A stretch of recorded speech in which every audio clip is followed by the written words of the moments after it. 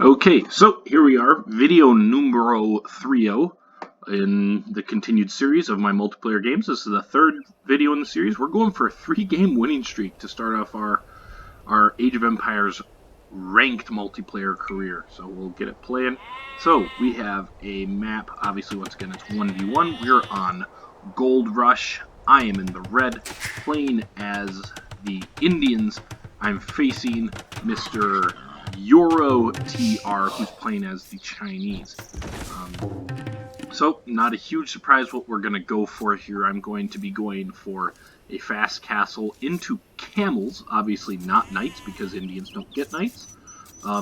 So playing as the Indians and going for this strategy is something that I wanted to give a try, because while playing with some friends on HD, it's something that I've kind of done quite a bit and against the AI, and I found it really kind of interesting and fun way, an interesting and fun way to approach the game. So first off, I just in general tend to like things that are a little bit goofy, a little bit fun. And I think that the fact that Indians have to go camels instead of knights is just interesting. You can see I make a small mistake here out the gate. I let 2 sheep die, and they're both obviously a little ways away from the town center, which is lowering my efficiency a bit. Not the biggest deal in the world, but small mistake. Got to keep my eye on that. So we've got our 6 on food, though. Now we're building our first lumber camp. So yeah, anyways, it's a strategy that I've tried quite a bit, and I really enjoyed using it, so I figured I want to use it in ranked for the first time, and Gold Rush is a good map for it. I don't know for sure if Indians are a popular meta pick in the wider competitive scene for this map, but it makes sense to me at least, because they get the bonus to their gold production. So obviously if you can take control of the center, it will make you even more powerful. So yeah, overall, other than this little thing here, I think I'm going to get housed once or twice as well. But overall, a decent start. I find all of my sheep fairly quickly. You can see that's the rest of them there. My biggest mistake in the early game here is going to be that I just do not scout well enough. It's a little bit of bad luck, because I'm only going to just barely miss it, but like I don't see this relic, and I'm not going to see this relic either, which is a little bit of a downer. So, yeah. And then we look at my opponent in the blue, the Chinese, Euro TR. I'm not sure, he's a little bit unorthodox. He's cutting down straggler trees, which is obviously not ideally what you want to do, but he's got the basics here. He's got 7 on food because he's got a boar in now, and then he's got 4 on wood, even if, you know, and now he's going to pick up a second boar. So, even though it's a little bit unorthodox going with the straggler trees instead, once again, it's kind of like the last game. At the very least, there seems to be a fairly decent idea as for what he's really trying to do. He's also got a little bit of kill time there, as you can see, which isn't ideal. We're going to switch over the score so that we can see our populations. And once again, he's going to keep up with it and even actually get ahead of me quite a bit in population before too long. So, anyways, Indian's gonna go fast castle. We're gonna tech up to feudal age at 28 population. We've got our first boar here successfully. We're gonna get our second one successfully too, and then we'll tech into castle age at 30. That's the goal, at least. Hopefully, we're able to get it. So, yeah, checking out my scouting. So, you know, initially I do a good job. I found all of my basic resources. You know, I found all my sheep. I found my gold. I found both of my stones. So, at the start, not that bad, but then I go over and I look for my enemy, which, once again, not a bad thing to do. It's after this that I'm going to kind of blow it, because after I find my enemy's base, I pretty much just come back and don't scout anymore. And there were 2 relics right by me that I could have very easily picked up. So I'm going for my second boar. One thing that was a little bit disappointing to me, each of these ponds only has 1 shorefish in it, which is a little disappointing because Indians get a bonus to shore fishing. So had there been more, I could have taken full advantage. And as you can see here, I find the enemy. This is the first sign of that he's not. There we go. Got housed. Oops. This is the first sign of that he's not really the. He's not necessarily the most attuned player here coming up soon, because he's going to ring the town bell just because my scout is nearby, which is, you know, kind of gonna end up being a sign of things to come before too long. Yeah, so, okay, so, alright, well, that happens in a minute. So, you can see I'm researching loom now, which is a little earlier than normal. The reason I did that is because when I got housed, obviously you're not producing villagers.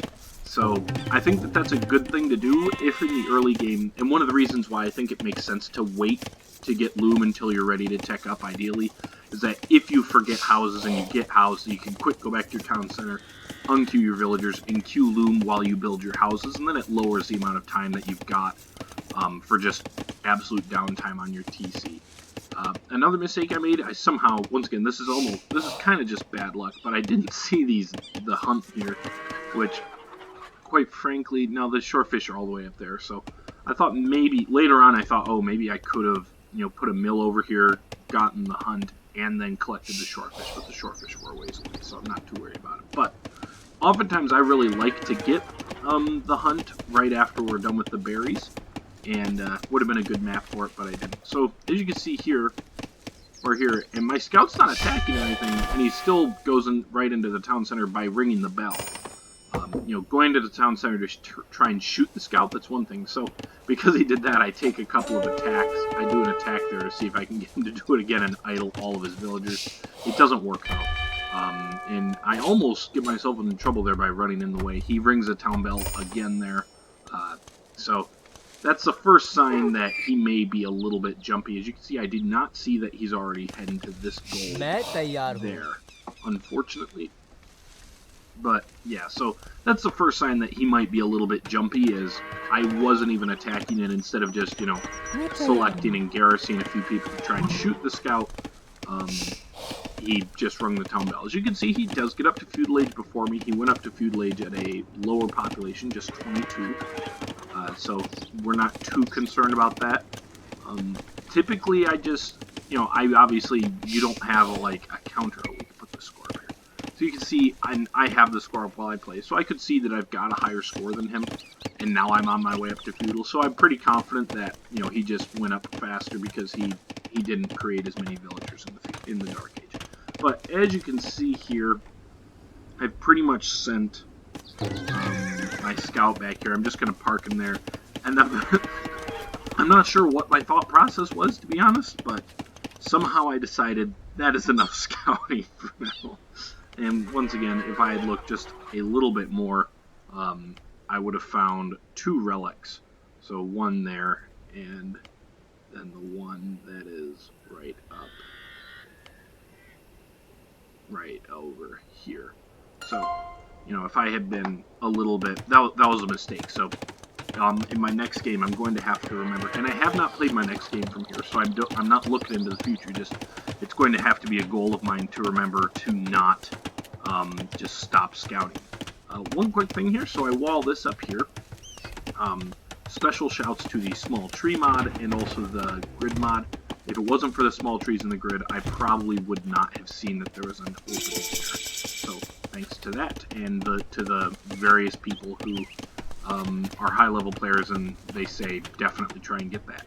As far as my walling goes, in the end it does achieve the basic goal of, you know, making sure that people can't get in, but really, I should have, and the thing is, I could see this, so I should have just walled up, like, out here and onto the water, and then like, out here, then I would have had much easier access to my gold. In fact, I'm going to end up having to destroy this house on my own later on, because it just gets too clogged up there, so, yeah, not ideal. But anyways, we've got our 2 buildings, so I'm already on the way up to the castle age at 30 pop. I am going to get a second stable build here, right there, and I believe I researched husbandry, or wait, bloodlines is the hit points one, that's the first one. So I get that researched right away on my way up to castle age, I believe. We're also getting our wood upgrade, and I think we've already gotten the food one, the farm one. So you can see another thing with my enemy that I noticed when I first watched the replay. He likes to queue up lots of villagers. I guess he isn't right here. He's a little bit imbalanced, but he's got a pretty good economy going here. Probably want more than just 2 on gold right now and not quite so many on stone. But he's got a decent balance to his economy. You can see that it's not like he's banking up tons and tons of resources. He's doing a pretty decent job of using them on things. At least that's what it appears. So, yeah, so a little bit better, I think, than the last time I faced somebody. So there we go, getting a blacksmith upgrade for my cavalry, as you can see there as well.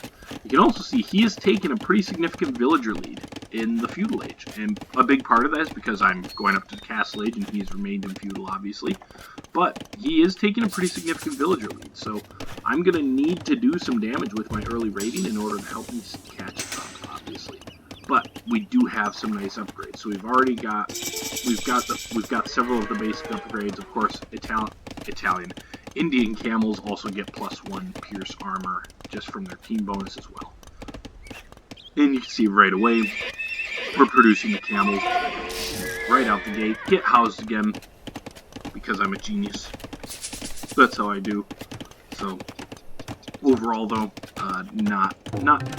not a bad start, a little sloppy with the getting housed, and the main issue really with the start is not good enough scouting, and I should not have walled myself quite so tightly in here. So once again, should have just come right out here, walled like to the cliff there or whatever, something like that, and then just walled from the water out here. Would have given me much easier access to my resources. Instead I went here, which means that I'm going to have to go outside of my sort of walled-in perimeter in order to get at some of my resources. So you'll have to watch and see if that ends up making me, giving me issues. So the first aggression of the game, though, as you can see here, my opponent has come up, he's put a barracks and an archery range here in the center. I obviously do not see this yet. I have my camels going forward, and by the way, even though this is in my line of sight, somehow I just missed this. So there's another thing that I need to look at more in the future, is actually looking at my line of sight, because I did not realize those were there. But anyways, I come up, he saw me coming through the middle, and he reacted right away, and I still am able to get in and get a few kills here, and he's going to end up bailing on this tower anyways, but that's 3 villager kills there. We're going to be able to get some more, and with that last villager kill, we've now evened up the numbers, and we're going to be able to get ahead now as well. And I figure I'm going to turn around and we're going to kill off the rest of this tower, just to make sure he doesn't get it up. And then, if you remember the last game, I just didn't think to go after my opponent's wood line, even though it was right there, I just didn't see it. I've learned from at least one mistake of the past. Go after the wood line, pick up another couple villager kills, and just continue to sort of run around trying to find holes that I can attack. Meanwhile, this is all of his production buildings. He has no barracks at home. He has made quite a few spearmen to try and react to this. I'm not sure exactly what I want to do, so I just have my camels come here. There were a couple things I want to do back home as well, economy-wise. So I send my camels here, start to attack some houses, figure can't be bad. And turns out I should have just stayed aggressive once I saw he got to the castle age, because he puts a castle down right away. Now, I was a little bit surprised by that. Once again, I didn't realize how many he had on stone. Those guys that he sent to build that tower were all the ones that he had on stone. So when I came up, he didn't have anybody on it, so I was surprised that he put one down so soon. And then I come this way, see the spearmen, so I turn around, and then I'm going to loop back around, and by the time I get back over there, that castle is going to be up. But even within that, still already a pretty successful raid. I've gotten, what, I think 5 or 6 villager kills. Obviously caused a decent amount of idle time here, but so I'm gonna come around here thinking, oh, gonna pick off some of these villagers, and then nope, he's got a castle up there. So now I know that we've got an issue, and at this point I also finally realized that he actually has these buildings in the center. So we're gonna come out here, and I don't realize exactly how many spearmen he has. I know that he has a decent number. But we come out here and we're going to try and deal with this. Here, because it's just 2 of them, I figure we can probably fight them. I actually was thinking that I would try and fight them with the hill advantage, but I actually went too far, so I didn't get the hill advantage. But I kill them off and come on over here. And here we're going to actually make a pretty big mistake. So, attacking the buildings, not a bad idea. I do move up here, so I'm on the hill, so that if anything comes out, I hopefully get the hill bonus right away. But I look away, and so my camel's going to his spearmen, sort of slowly, one at a time, not being focused down, and then at that point it's too late. And I come over and I let them fight a little longer than I should as well, take some real unnecessary losses here, which I do manage to get away, but very nearly blew that. And as you can see, I'm coming forward, and I decide to build a siege workshop to try and push this. Another real lucky break on my part that he doesn't pursue me. So if we go to his point of view, he just barely fell short of seeing this. So really lucky on my part, quite frankly, that he did do that, because I really had nothing to fight me. I produced some more camels here, but other than that, I had nothing else. And obviously the camels, I did not have nearly the numbers to push this at that moment. So if he'd come up here, he could have totally denied this, and he could have started to put pressure on me and really throw me off of my sort of initial game plan, you could say, because I would have had to switch from camels into something else. But now we're starting to produce more camels, get ourselves up in numbers, and he also decides to use a spearman to go over and attack the tigers. He's going to lose that villager, I think, as well, which is going to be his second villager loss to the tigers, which is obviously a mistake. And I think he actually loses one of his spearmen as well. Yep, so he loses one of his spearmen. Some of the others are damaged. So I come up here, I decide to start re-attacking, and he attacks, but this time I know, especially with the hill advantage here, that, oh, I don't know yet. Right, I come back here because the battering rams are almost done. So I figure I'm going to wait for the battering rams. A big mistake here for my enemy, and we're going to point this out right now, is, so you might be wondering, why does he still have spearmen? He's in the castle age. Well, my opponent, if you look across this, he's gotten none of the upgrades at all. Nothing. He's gotten a couple of the mining upgrades here. He's gotten horse collar. He hasn't even gotten himself loom yet, which is one of the reasons I've been able to kill so many villagers. So not only is he not upgraded his spearmen to pikemen, he hasn't gotten them any of the blacksmith upgrades, which that's actually going to be true through the end of this game. He's just not going to get any of his upgrades. So I actually noticed this here because obviously when you click on a unit, you can see there's no pluses here. And I actually noticed this, so when I go back in, I know that if I have any sort of numbers, I'm actually going to be able to just fight these spearmen outright. They'll still be fairly cost effective, but as long as I've got numbers, I don't really have anything too much to worry from them because they're not upgraded at all.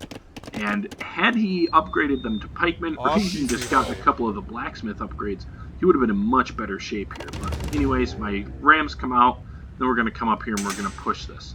And as you'll be able to see, this is actually purposeful. I'm going to send my rams in first to hopefully take some of the initial fire, and then I'll send in my cavalry afterwards to do some attacks, and hopefully the rams soak up a few extra hits for the camels for me.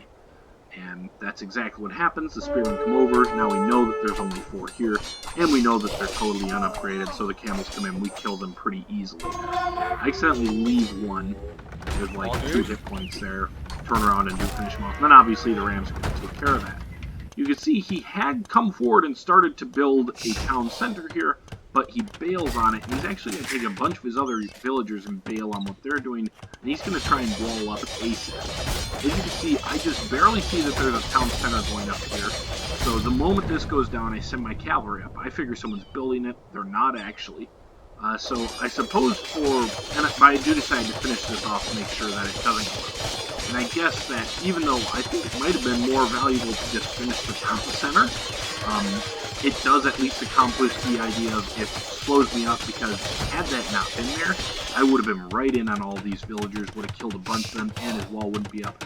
As it is, the wall does get up and keeps me out, at least for now. I do get a villager killed there.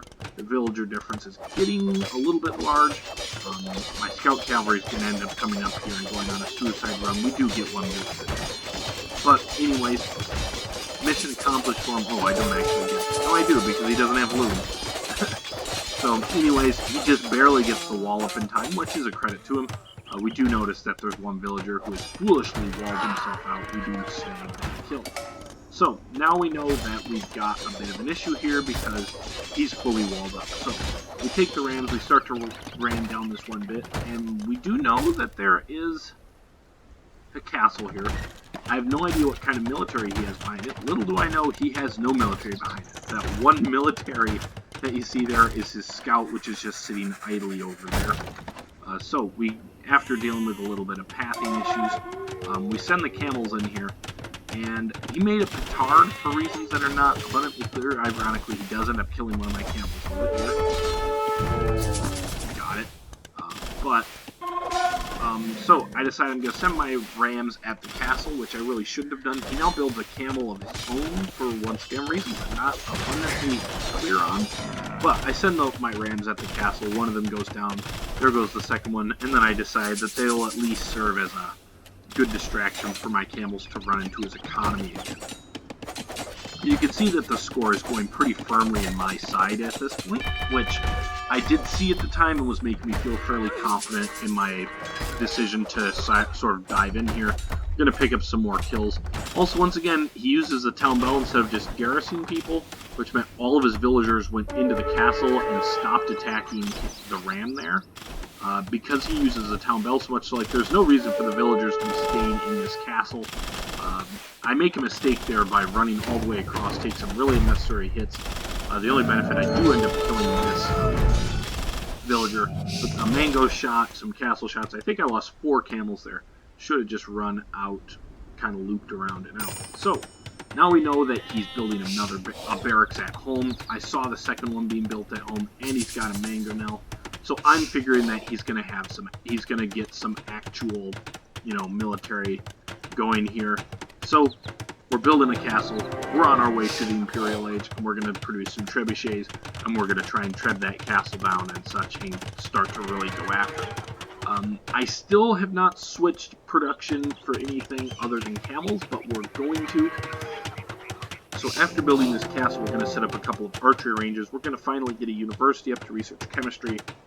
And the idea is going to be produce some trebs to take care of the castle.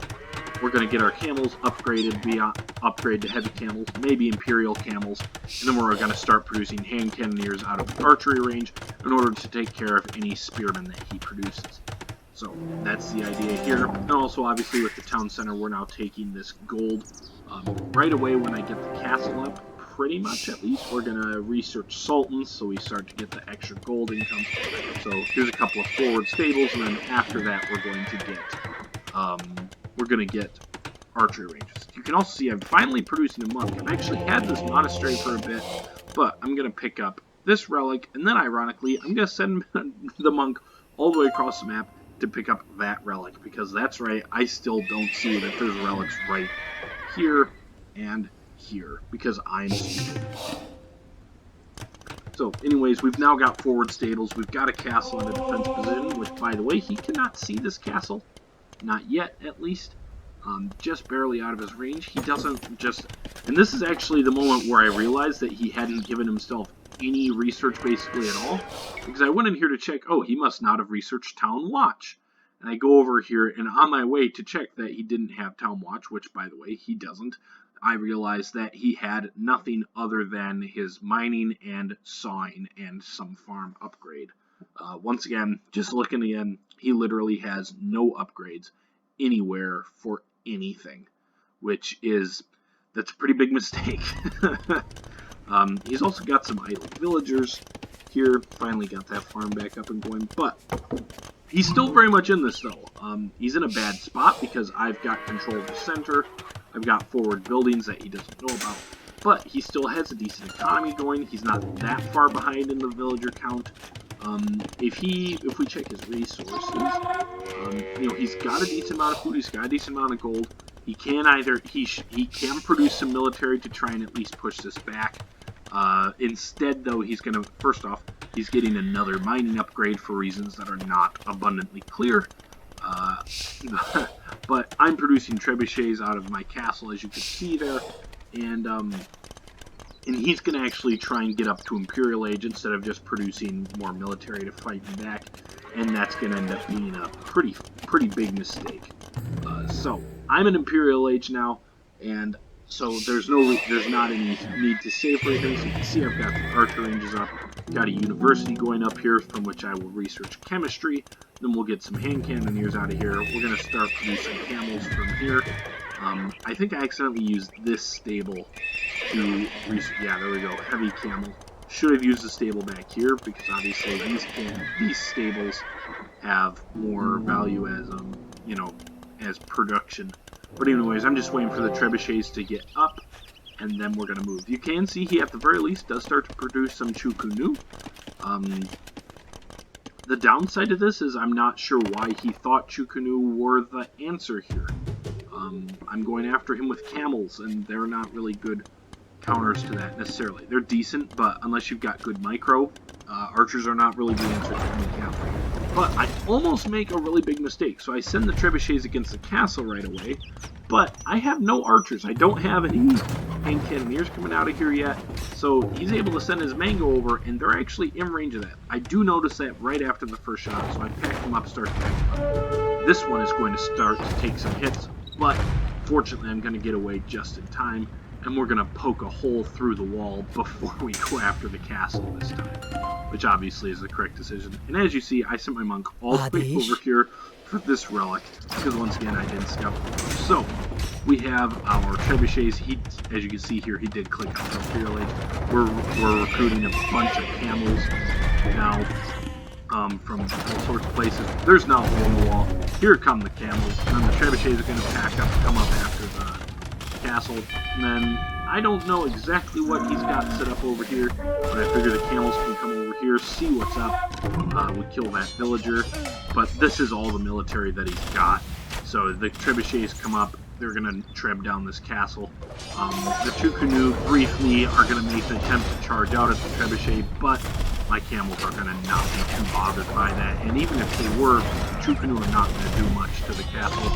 And I just dive right under it, and that's going to be a GG from him. And a 3-game winning streak for Joe to start out this experiment, which kind of funny. So yeah, you look at the stats, a little bit of a bizarre game. The main thing, he just didn't research any military upgrades. He researched mining upgrades when those are typically, my understanding at least, is those are typically like ones that you get later. So I collected more of everything than him. I had better military stuff than him.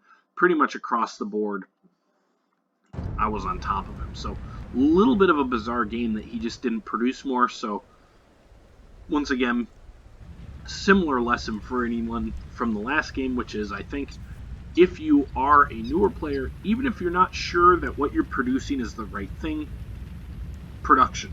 Make some things. So, like, you can see, it's like, he has a decent amount of food, he has a decent amount of wood, he's got plenty of gold here when the game ends. There's no reason not to make, some spearmen out of these barracks. And he spent the wood to build both these barracks. He didn't produce anything out of them. Why he did that, I don't know. You've got enough food. Even if you just make some light cavalry, send them out this gate and try and loop around and attack my eco, something, anything. Even if you think, well, this is something that's countered by the enemy, like, for instance, cavalry, something is always better than nothing. So, really should have produced more. And then also, I think in this game, you sort of saw the advantage, particularly in lower level games like this, of just being aggressive, where I had issues. My economy, a big thing that I really need to work on is while I'm on the attack, I need to keep an eye on my economy. I finished with just 71 villagers, which that's a pretty low, I'm pretty sure at least that would generally be seen as a pretty low villager count to go into Imperial Age with. So I really need to focus on that. But even with all those flaws, even the fact that I accidentally ran them through a bunch of extra fire when they didn't need to, etc., a lot of times if you put some basic aggression on your opponent and sort of keep it fairly consistent as that they know that there's pressure, they're going to really struggle to counterattack. And so as a result of that, all of the fighting took place over here. He never even approached my base. So for my opponent, research things that are useful and produce. And for myself, really need to do better scouting. Also really need to keep a closer eye on my economy while I am on the offensive. Also, keep an eye for getting housed early in the game. And then probably the other thing is that there are a couple of moments. So like a really big one was when I accidentally ran my camels all into his spearmen over Camel? here with his forward buildings, and I built the siege workshop here. If he had followed me there and not just stopped, I could have really been in a heap of trouble because I could not have stopped him. He would have stopped the siege workshop, and then he could have very easily started to get aggressive against me. And even with those unupgraded spearmen, if he produces enough of them, I would have to switch my production over totally. I had given no upgrades to anything other than my cavalry. When I do this build, when I practice it and such, it's a very streamlined build. I'm only going for these camels, so I would have had a tough time responding even to his unupgraded infantry if he had really gotten aggressive with it. So that was very lucky on his part, and I think I need to make sure that stays a little bit cleaner. So, anyways, I believe that is all for this, and I will see you all later. Stay beautiful, everybody.